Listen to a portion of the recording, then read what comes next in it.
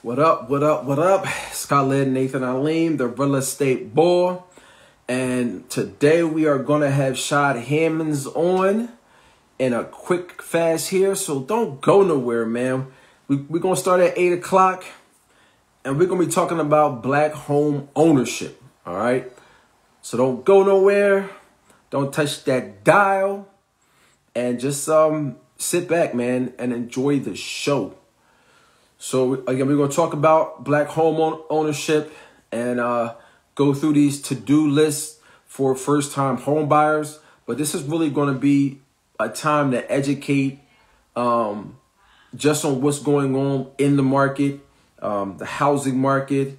I know people are just everywhere. They're just going crazy as far as the buying homes. There's not enough inventory out there. So we're going to talk about some of the stuff that we've been seeing out there and really how to prep y'all. Really prep y'all so y'all can get into this market and buy homes. And whether you want to buy a home to live in or buy a home to invest in, it doesn't matter.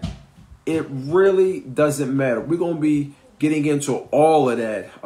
Shad is a mortgage lender, so we'll be talking about that also. Or we'll be talking about the lending process, the things that you need to do, the things that you shouldn't do, some of the things that we've seen kind of behind the scenes, and maybe some crazy stories on what's going on. I actually got a crazy story while we're waiting for 8 o'clock. I had a buyer, right? And this buyer I have dealt with for a long time. So me and this buyer, we actually had two contracts. And one of them fell through. The first one fell through because the appraisal came in low. All right, boom, that's gone. Then we had another one where we got to the closing. And when we were in closing, the loan got turned down because he had back taxes. He had back taxes that he owed. So it got turned down. So I was dealing with this guy probably for like a year and a half. I probably took him to go see 20 or 25 homes. 20 or 25 homes I took him to go see. So he finally pays his taxes and he comes back. So he pays his taxes and he comes back to me. He's like, Khalid, I'm ready to see a home. I'm ready. I'm back. I'm like, all right, cool. So I start sending him homes. So after I started sending him homes, all of a sudden he ghosts me. And what does ghost mean? Ghost meaning that I'm calling him, I'm texting him, trying to see, okay, when do you want to see homes? But I already know what time it is. I know something happened. So I have a couple of business numbers. So I usually would call them from my personal business line. But then I have other business lines. So I call him from my other business line. When I called him from my other business line, he picks up. So I'm like, hey, so-and-so, what's up, man? Like, let's go see some houses. I thought you wanted to go see houses. He's like, oh, yeah. I put a home under contract already. You put a home under contract? Yeah, I put a home under contract. Well, how'd you do that? Well, you guys know in Zillow and Realtor, you can go in there and press I want to go see a home.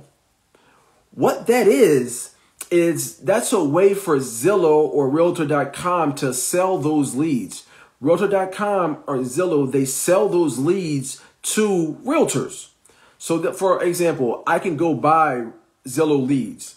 And what happened is Zillow will say, okay, for $1,000, this is an example. For $1,000 a month, what we'll do is we'll give you 8 leads. What are the leads? The leads are people who are on the Zillow site who say that I want to see this home. Well, this buyer of mine, who I've had this year or two relationship with, he goes to the home. He presses I want to see this home. He hits the button. I'm sure all of you guys have seen this on Zillow and Realtor. He goes in there, presses the button, and he goes and sees the home. He goes and sees the home and does what? Whoa. He goes and sees the home, and when he goes and sees the home, he asks the realtor that showed him it, hey, I want to put this one under contract. And the realtor put the offer in, and the offer got accepted. So now he's under contract with this other realtor.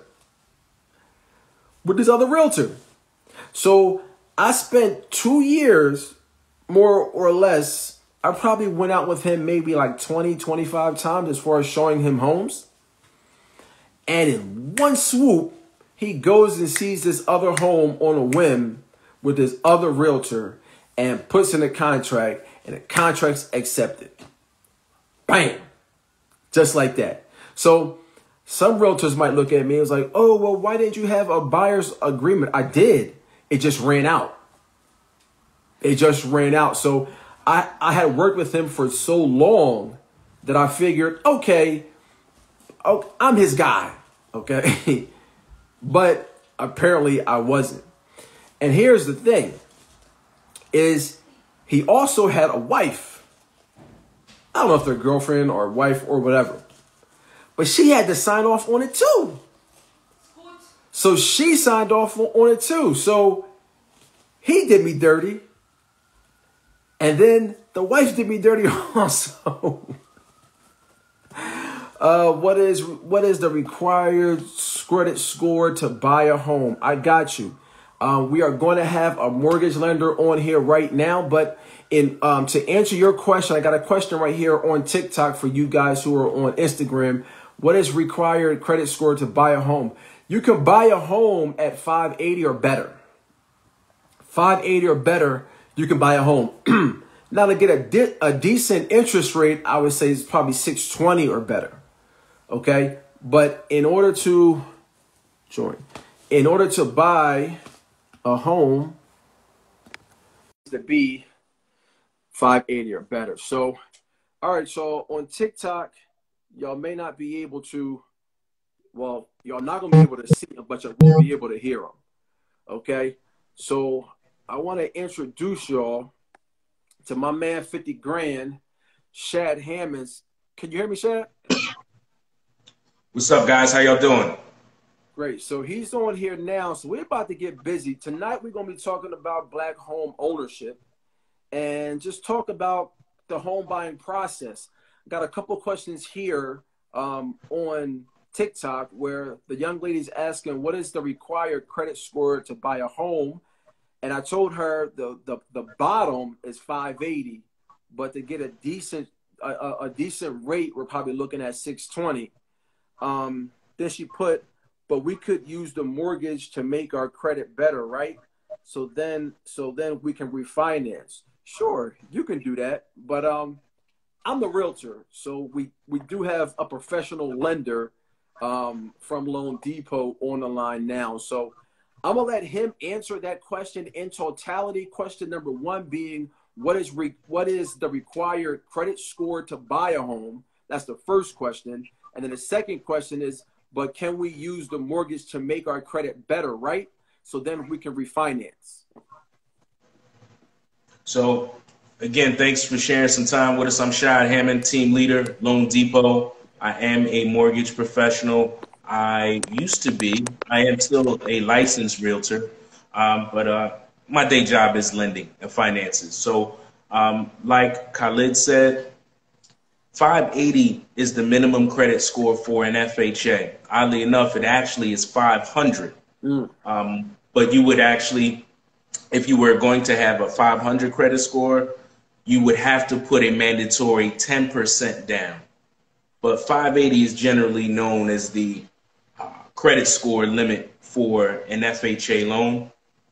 But as Khalid mentioned, the higher the credit score, the better your opportunities are, right? The more programs that you be qualified for, maybe the better interest rate that you'd be qualified for. Maybe if there's any down payments payment assistance programs or any grants or any help with closing costs, sometimes those programs are credit driven. So you definitely want to make sure if you can control it. And a lot of us can control our credit. There's some things we can't control, but a lot of us can control our credit. If you're in a situation where you don't have to change your living situation tomorrow, perhaps you work on polishing up your credit. So that way, when I see it, it's almost like a job resume, right? A resume when you come in to apply for a job, right? You want them to see the best you. Same thing when you're buying a house. You want your finances in order. You want your job history tight, right? You want to make sure you have verifiable income. So your credit score is something that you can work on in advance before you even have a conversation with myself or someone like Khalid. Awesome. So it's just Mick or it's just MK. I hope that answers your question. So we're going to be talking about the to-do list for first-time home buyers and anybody that's looking to buy a home. We're going to go through this list. And if y'all got questions, definitely jump in here. Any questions that y'all have off the cuff, just put in the comment section. And we're going to do this maybe for like 45 minutes or so. So get your questions answered by professionals. So the first thing as far as for first-time home buyers, what we need y'all to do is we need y'all to save, okay? We need you to save for a down payment and your closing costs, all right? Shad, what's the biggest thing that you've seen when people come to you? Are they prepared as far as the monies, and how much money should they have saved up? That's a really good question, Khalid. So one of my rule of thumbs is to make sure that people, again, they have some sort of savings, no matter how good a down payment program might be or how much a seller is willing to part ways with some of their proceeds from the home sale to give to you, the buyer, to help towards your closing costs and down payment. You still have to have some skin in the game, right? And we know the minimum down payment for a number of products will be anywhere between 3 and 5%. Well, closing costs, all of the miscellaneous fees and costs and things like that behind the scenes, basically another 3.5% down payment, closing costs. So my rule of thumb is when I talk to buyers, I usually say, hey, if you're shopping without my help or shopping without Khalid's help, and your fingers are nervous at night and you're just surfing and trying to find homes, take a look at the purchase price, grab your calculator, and essentially use the rule of thumb of that house could cost you anywhere between 8 to 10% of the purchase price, right? Because again, that's your 3 to 5% down payment. That's also your 3 to 5% closing costs. So typically pull out your calculator. And again, if I'm not standing next to you or over the phone, same thing with Khalid, chances are you're looking at anywhere between 3 to 5% for your down payment, 3 to 5% for your closing costs. I usually say between 8 to 10% altogether. And that's crazy because me and Shad didn't talk about this beforehand, but I always advise people 10%. If you're looking at a home and you're like, okay, how much am I going to need? Say the home is $200,000. Always tell people 10%. If you have 10%, then you won't go wrong. It probably won't be 10%, but if you have 10%, so if the house costs $200,000 and you have $20,000, you should be good as far as the closing costs and the down payment goes. But can you tell them as far as the difference so they're clear as far as the difference between a down payment and closing costs?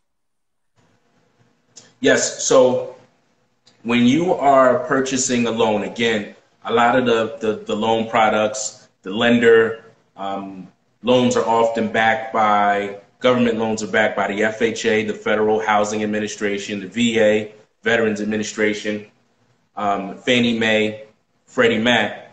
All of them would, again, want the buyer to show some level of discipline, to have something, right? They got to have something. And so a lot of them will ask that you have for a conventional loan, the minimum, if you have good credit and a first-time home buyer, you can actually put as low as 3% down. If it's an FHA loan, it will be 3.5%, right? And so they want you to have some skin in the game. Even if you don't use it, you got to show it, right? Now, the closing costs, because a lot of people will overlook these. I talk to buyers all the time, and they often say, I got my 3.5%. I did the numbers. You said 3.5%, 140. I got that. Excuse me. There's a lot of things that go on during a purchase transaction that don't include the buyer or the seller or Khalid or myself, right? We know we have an appraiser. We know we have a home inspection guy, right? Professional. We know that we have a title company. We know that we have an insurance professional, right? But going back to the title company is a third party, respected third party that orchestrates a lot of the process outside of your realtor and your lender.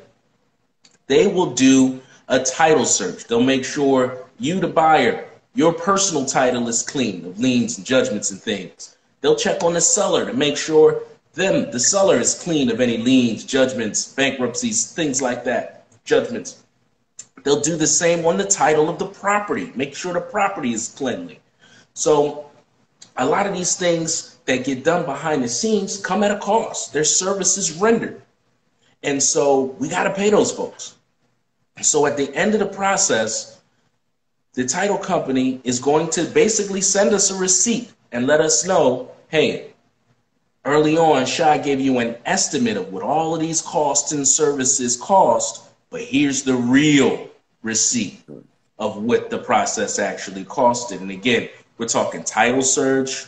We're talking about transfer taxes. Hey, we got to transfer the title from Khalid to Shad.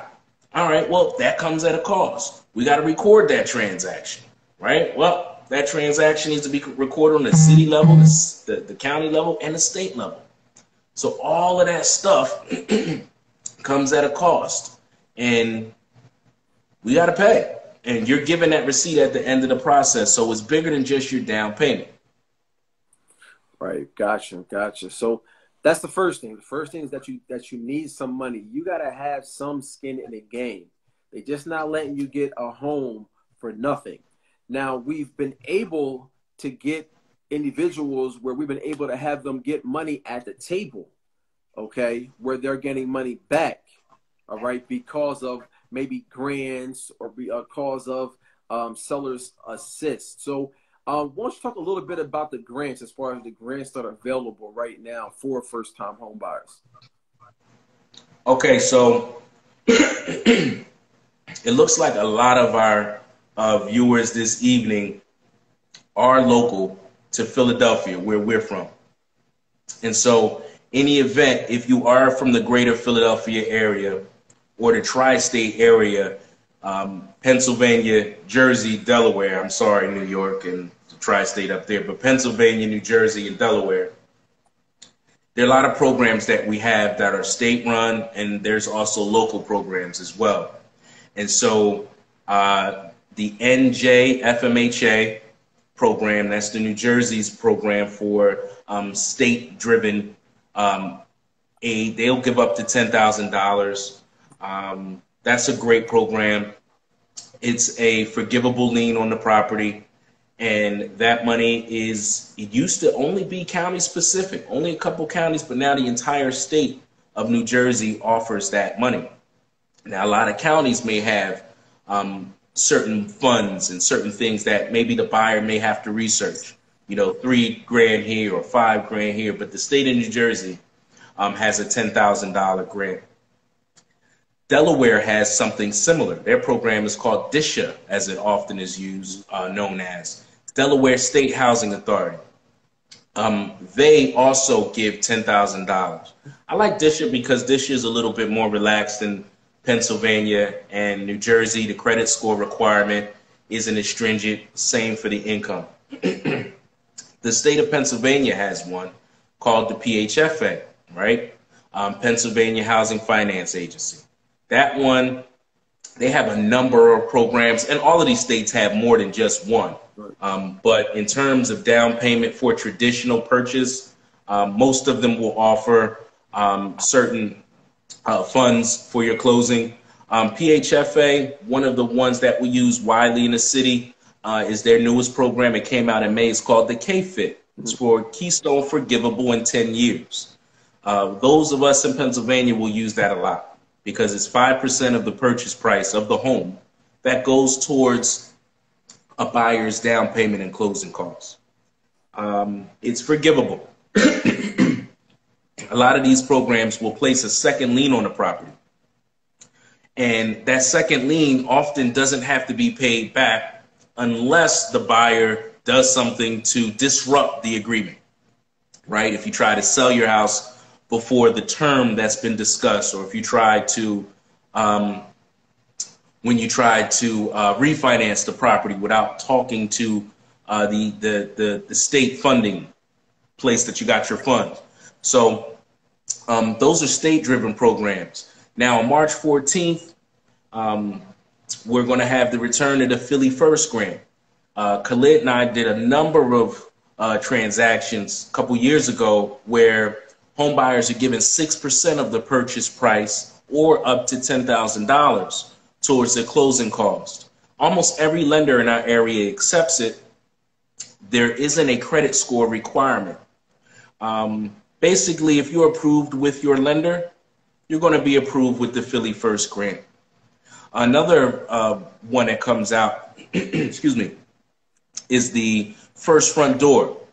Now that cannot be used by non-depository institutions, meaning it's basically a bank-only program. And you can use it in Delaware, you can use it in PA. When you go on their website, there's a very long list. Yeah, there's a very long list of providers, right? All of them banks and credit unions. No mortgage companies like a Loan Depot or a Quicken or Across Country could use that one.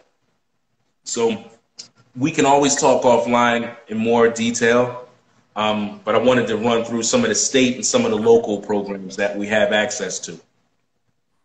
Gotcha. I got a quick question. As far as eligibility, I know with people with COVID and a lot of people were unemployed.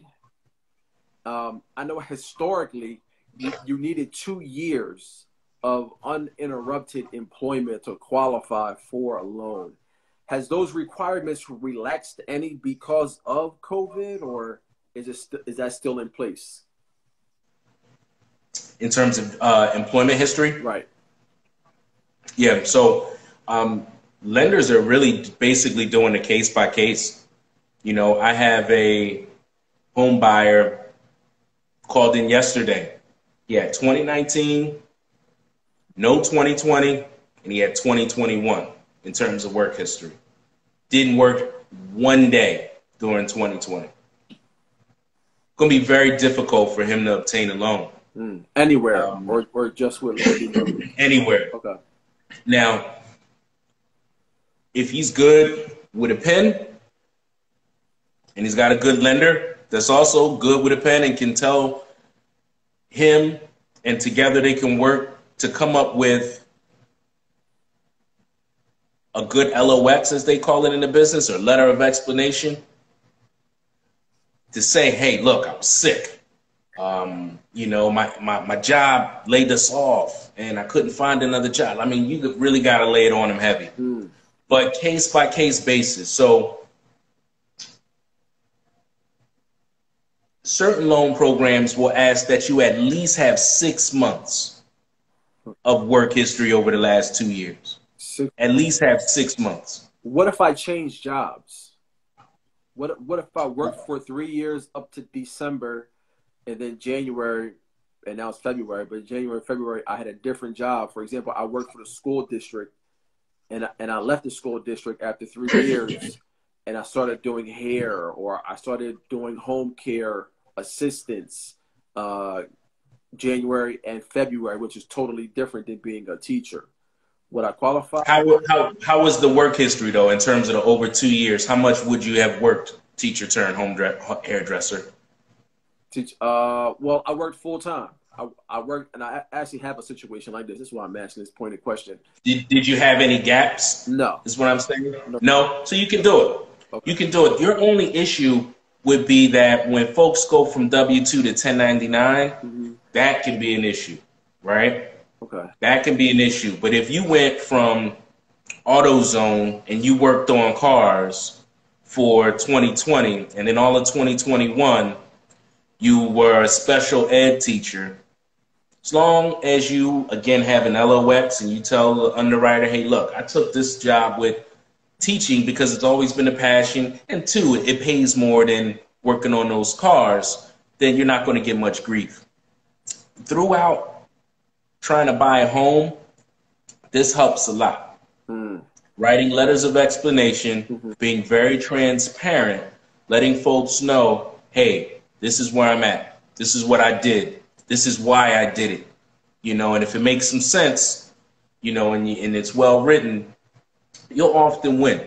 You know, underwriters are still human, even though we like to think that they're not, but they are actually still human. And that's what I tell people all the time. When you're dealing with your lender, you have the officer, the mortgage officer, but they're really dressing your loan up for presentation. And the presentation is going to be to the underwriter. It's the underwriter that makes the thumbs up or thumbs down as far as if you're going to get the loan. So don't lie or don't twist the truth when you're talking to the loan officer, because the loan officer is your friend. He's going to be there because he wants you to get the light. Like y'all on the same team versus, and you guys are, if you want, against the underwriter because they want you to get a loan also. So just be upfront with your lender or your mortgage officer, because he's going to tell you and assist you. Okay, you want to say this like that or that like this, versus not telling him and kind of hiding stuff. Have you seen that a lot? People thinking that you're the man and thinking you're the one that makes the decision as far as whether the loan is going to be processed or not? Yeah, people will often think that I'm the gatekeeper. Right. You don't have to impress me. Right. You know, you don't have to impress me. You don't have to lie to me. And in fact, I want you to be transparent because of where I'm from and my background. There really isn't too much that could surprise me. And in fact, if you tell me the truth, then maybe we can kind of come together and formulate a plan to get beyond what could be a potential obstacle. And I have people that will, you know, keep things from me, and then we'll get deep in the process. And it's like, wow, if you'd have only told me 3 weeks ago, we could have sorted that out. It's me. Right. Now, again, not everybody feels that comfort to be able to share their dirty laundry with sometimes a stranger. But you are just like me, where we tend to develop a rapport with our clients that often we say, hey, look, just keep it a beam. Just keep it 100 with us and just share what you got. Right. So that way, you know, we can figure out a game plan, you know, to get over those obstacles. Unfortunately, I had a situation, and it was the first time I had seen it, where someone didn't want to be honest with me. And they thought I was the underwriter and the loan originator. And they put together some fake pay stubs and W-2s. Wow. I told them what they would need to get the loan and get the house that they would look for. I said, wait, be right back. A couple of days later, they returned with exactly what I need on the W-2s and the pay stubs. Exactly. Not a little bit over, not a little bit less, but exactly. You said we need to make 55 grand. Right. That's exactly what I got on this W-2. You said we need to make $28.50 an hour. That's what I got on the pay stubs. You know, and we're in a situation where you don't have to do that, at least not with me. Right. You know, but you'd be surprised what people are willing to do to get over. Wow, that's crazy. So what ended up happening with that person? Oh, that deal got terminated. That deal got terminated. I thought something was fishy. I told both. I told their agent, which their agent, they didn't have a real bond with. They met their agent at an open house. And that agent it wasn't their listing. It was their broker's listing. And so their broker was on one side of the deal, and that person said, hey, since you don't have an agent, I can be your agent, right? And so basically it was an in-house team. Okay. So when I told their agent, it was basically like I was telling the listing agent, right? Because they're all one team. Right. And the broker, had one of his mortgage guys take a look at the docs and was like, yo, Shad, you're right.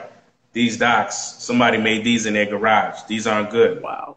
And essentially we terminated the deal. We basically fired our buyer. Right. You know, and on to the next. Right. All right, cool. Well, again, we talked about saving, just to reset the room for people that have just came in here. We're just kind of talking about first-time home buyers and to-do stuff, trying to get y'all prepared to go out there and grab these homes. In Philadelphia, did you know that half of Philadelphia are renters? Okay, half are renters. And the city wants people to own homes. They want people to own homes because when you own something, you tend to take care of it versus being a renter. But here's the issue. Everybody's paying a mortgage, okay? Whether you're buying a home or whether you're renting a home, you're paying a mortgage. The thing about it is you're paying somebody else's mortgage. And that's what we got to get out of. We got to get out of paying somebody else's mortgage because we just seen a statistic that rents are through the roof. Yep. And anybody that lives in Philadelphia or in the suburbs of Philly, you've seen it. You've seen rents go through the roof. But if you bought a house last year or 2 years ago, it's fixed. It's a fixed cost for 30 years. Yes. And a lot of nations don't have 30-year fixed. Like there's people from Australia that come and buy homes in America because they're like, yo, y'all got a fixed cost for 30 years. I think theirs is like 5 years or 6 years or something like that.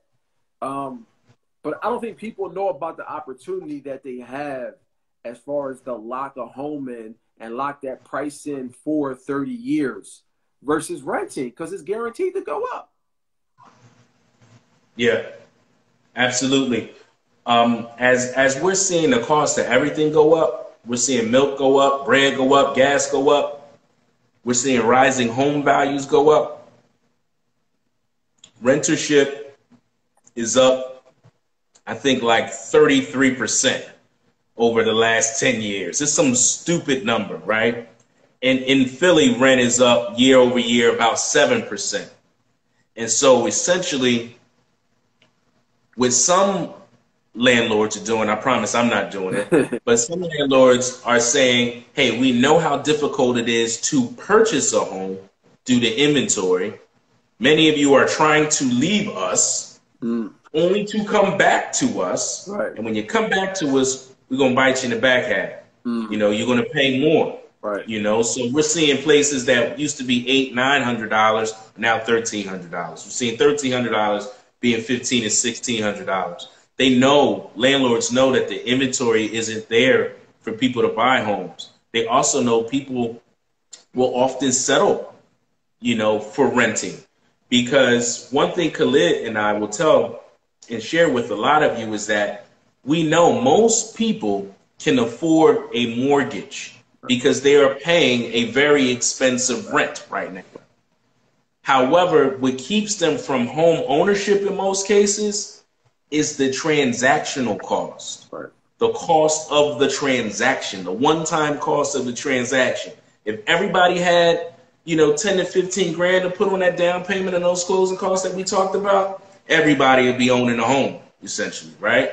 But a lot of people don't have that. They either don't have the funds, they don't have the discipline to save the funds, right? They don't have a game plan. They don't have an agent or a rock star lender, right? So again, they settle for renting, right? Because again, they can afford that payment. They already cut it right off the top. They look at what they make. I make $4 grand a month. All right, let me give Mr. Jones his $1,200, right? And it's month after month and month after month. And you look up, let's say $1,200 in 5 years. That's $72,000 that you done paid Mr. Jones. 5 years, $1,200 a month. Nothing to show for it. Nothing to show for it. No. And when you go to the next place to rent or to buy, there's no running record of how good of a renter you are. Right. Right? Them days are long before us. The lender's not calling, hey, was he a good renter? Right? Your new home that you rent, rarely are they going to say, was he a good renter? And it doesn't really matter. You have nothing to show for it. 72 grand over 5 years of paying Mr. Jones rent. But again, it's the transactional cost. And that's why I'm glad there's programs that are reemerging this spring that people can use. You know, there's people out here that Khalid and I are affiliated with, and we'll have on this show that can talk about budgeting, right? That can talk about budgeting and getting those transactional costs together. Very important. Very important. Very important. Now, the next topic, I mean, people have just, I mean, I'm sure almost everybody comes to us has this problem. You're improving your credit score. This is a issue that me and Shad see day in and day out. And a lot of times it's just financial literacy. It's not that people are, well, at least in my case, I may not see a lot of bankruptcies or a lot of foreclosures, but it's just habits. It's little collections from Comcast for $400 or from the electric company for $200. And it's just, oh, a missed payment here or a missed payment there. Understand that 65% of your credit score comes from two things: your payment history, which is 35%, and your credit utilization, which is 30%. So if you tackle both of those and you straighten both of those, that's 65% of your credit score. Now, what exactly is credit utilization? Because this is 30% of your credit score. If you have a credit limit of $1,000, okay, and you spend $500, you're at a credit utilization of 50%. All right. If you're at a credit utilization at 50%, you really need to be at 30% or lower. Okay. 30% or less won't hurt you, but it won't really help you. If you really want this to help you, you really need to be at 10%. And that's us growing up culturally. When we look at credit cards, we're scared of credit cards because we've been taught, no, don't have credit cards, don't have credit cards, don't have credit cards. Well, if you don't have a credit card, a lot of times not having credit, according to them, is worse than having bad credit. Because absolutely. They don't know, okay, is this guy good risk or bad risk, or he doesn't even have experience with credit. Mm-hmm. And it's just like we're afraid of jumping out there and getting credit. An ideal credit profile has two credit cards, a short-term loan and a long-term loan. A short-term loan is maybe like a car loan, and of course, a long-term loan is a house loan. Yep. But we gotta stop being scared of these credit cards, and it's not about spending the money, because that's where we get in trouble. It's not the credit cards itself, it's splurging and buying stuff that you don't need. And that's what we need to get out the habit of. What's been your experience as far as credit goes? No, I think what you raised is a good point. So real quick, if anybody has any questions about some of the terminology Khalid used, I don't want us to assume anything. And on this show, guys, we definitely want to make sure you ask as many questions as possible. Tamika, what's up? Nam, what's up? Tony Tops, what's up? Denise jumped in, what's up? Latanya Green also jumped in, what's up? Thanks for showing some love. What we want to do is try to keep this interactional. We don't want to talk, at you. Right. So please ask questions. Khalid definitely mentioned the importance. Real quick, he mentioned, he said 2 cards, maybe one old one, maybe one new one. So he's inferring about credit age. Credit age is very important, right? Because what these bureaus like to see is they want to see a lengthy relationship, right? They like a long-term relationship. So you'll get points on your credit report for having credit age, right? They love to see old, aged credit accounts. He also mentioned something about utilization, right? And so if Capital One gives you $1,000 to play with, when I pull your credit and I see 989 as the balance, I know that you are potentially being spread thin without even knowing you. And that may not be the case. You may have just had one of those crazy months. And so, again, a lot of times what we're seeing is that, that stuff affects your score, right? Credit utilization affects your score. Credit age affects your score. On-time payments affect your score. So again, very, very, very important. We see often a lot of people that, again, will pay their bills on time, but it's not a good credit mix, right? It's just one card, 3 student loan trade lines, and, couple collections, right? And again, as you mentioned, not having any credit or limited credit mix will affect your credit score and affect your experience with me. Right. And and what really kills me about that is even when people are looking to pay things off, if you have a debt that you've had for a long time, okay, and it's an installment debt, we got to learn about that. Okay, we got to learn about the different debt, the revolving debt and the installment debt. The installment debt is it's a set loan, and you're paying it one after one after one after one, and at some point in time you're going to get to the end. Okay, a lot of times don't rush to pay that off, because if you rush to pay it off, what's going to happen is that the age of your accounts is going to go down. And it's going to hurt your credit score.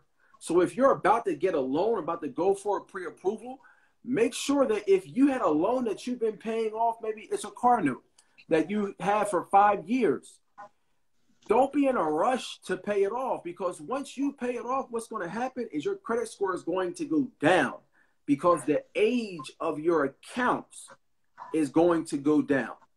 Okay? So make sure you're clear about that. But again, make sure that you have 2 credit cards. And you should be asking for, and I don't want to go up the deep end with this because I'll talk about credit all night, but you want to make sure that you're asking your lender for an increase every 6 months.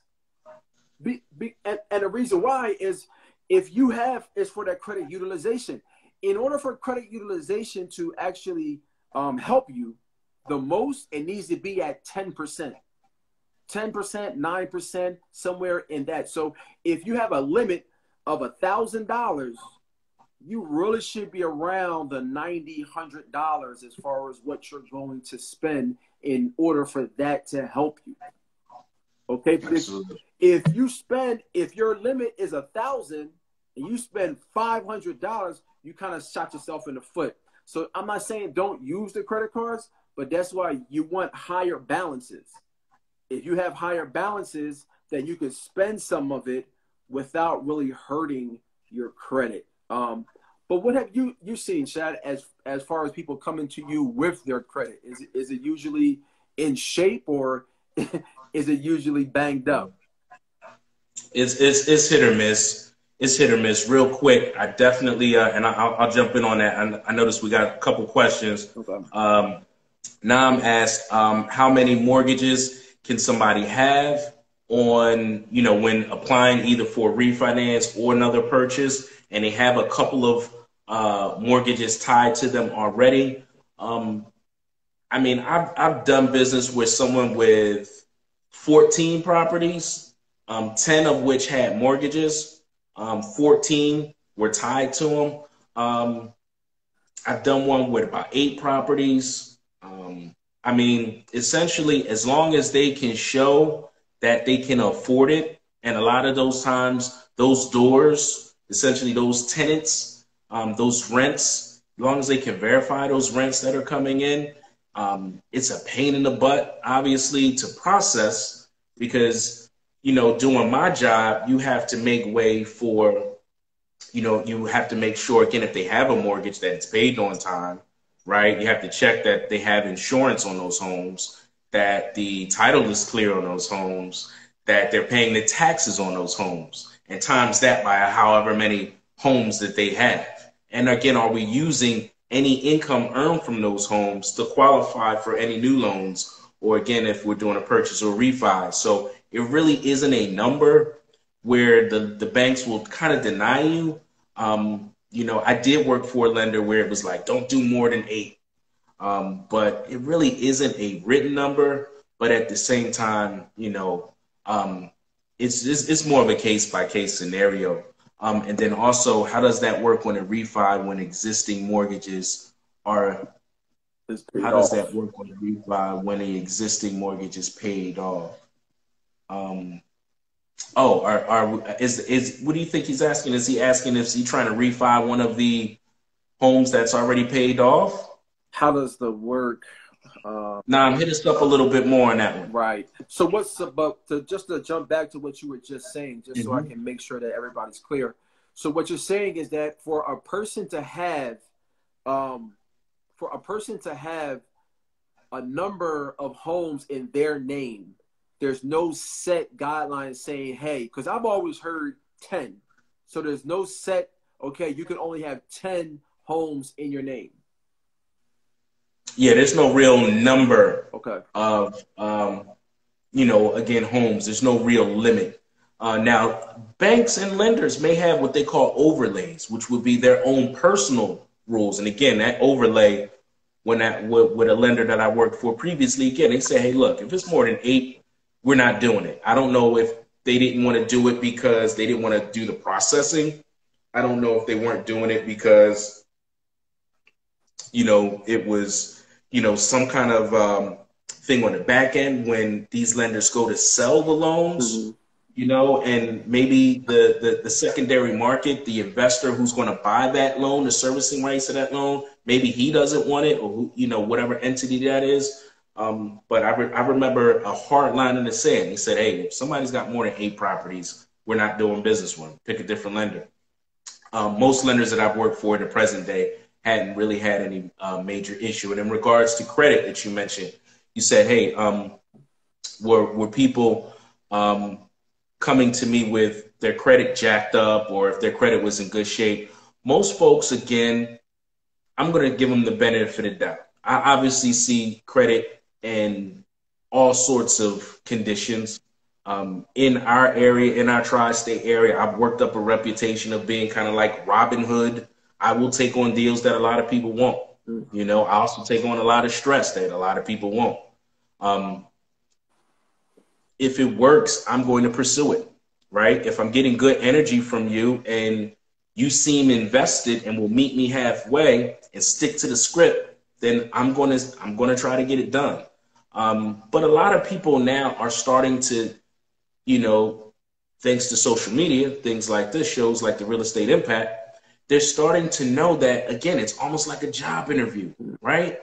You don't want your boss to see some wrinkled up, coffee stained up resume, right? You don't want your new boss to see, you've had 2 jobs in 15 years and you've been at both of those jobs for a total of 6 months. Like, you want me to see the best you, right? And so it really makes a difference. And again, your experience here, how quickly we can close you, and also Khalid and I eliminating a lot of the stress. Refi in terms of credit age. Existing mortgage is paid off now. You have a new mortgage. Does that bring your score down?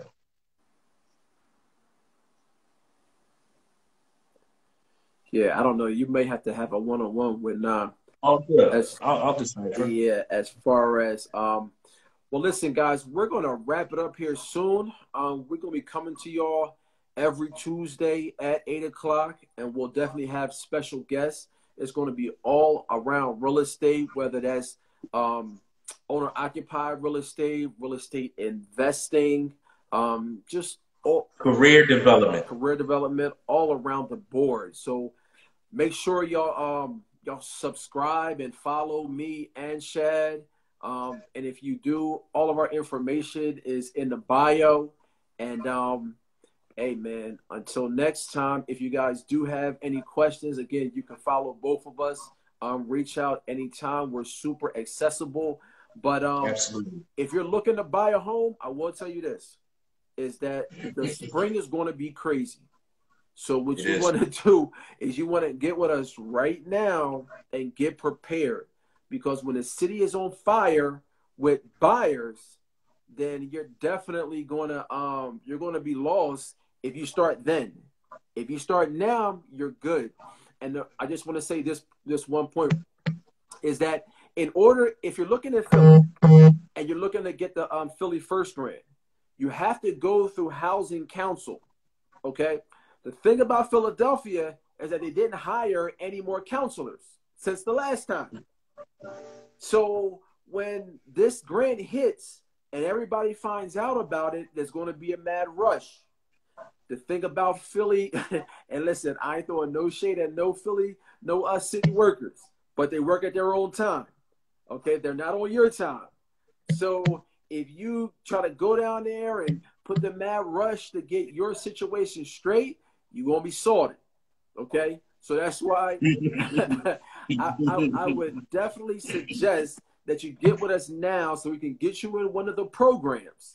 Okay? Get you in one of the programs so you can, I think the initial introduction is 4 hours. You got to do that. And if all your stuff is straight, you got to come back and get your certificate.